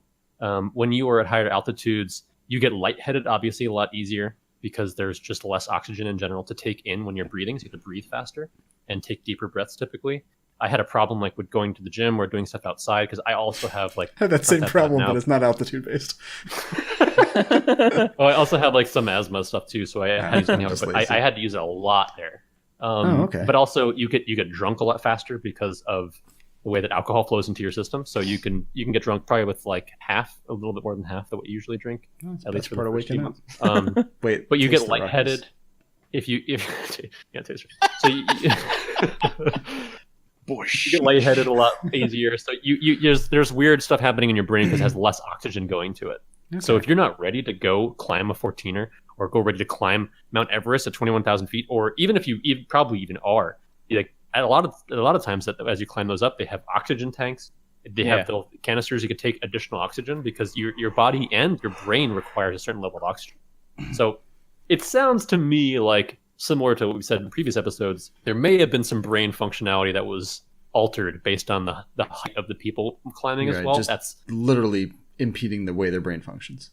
Yes. Are you guys saying that if you believe in cryptids, you're dumb? No. You just might be at a high altitude. Or high. That's fair. Yeah. Altitude regardless, just high. Yeah, you just might be, the old billabong. Yeah. Take a hit of the billabong, grab a bunyip, have a good Netflix and chill session. Yeah, pretty interesting topic. I think that, and I'll get your opinion on this in a second. Going into it, I was a little worried that this would be like too detail oriented. Mm-hmm. I was kind of hoping to find like stories of people hunting the things I was looking for. And the resources I found were they were really sensationalized and not like depictions or accounts of people like hunting it and finding like things. I don't know, and maybe that's out there, but I wasn't able to really find it with my searching.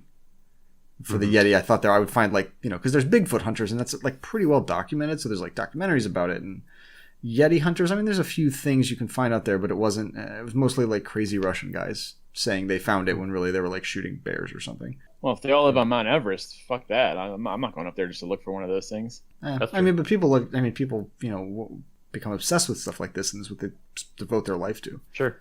I agree, though. There's a lot of cryptids out there that we saw, but a vast majority of them were just like, there was some sightings of this years and years ago. It looked kind of like this. The end. And you're kind of like, all right, this is nothing.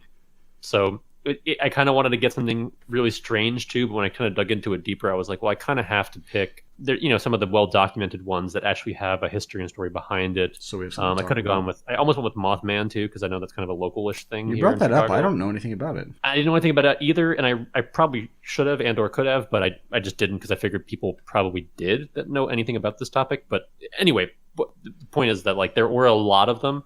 The majority of them were very, very simple and didn't really have much to dig into. So I also crocodile head, dog face, the end. Yeah, crocodile feet. 12 crocodile feet face, and the rest of it's a crocodile too. loves man dong. Yeah. Eats that first so you can taste it with its tongue. Well, in that picture, it's tasting his butt. So I don't know what to call it. It had all crocodile-like features, but I don't know what to call it.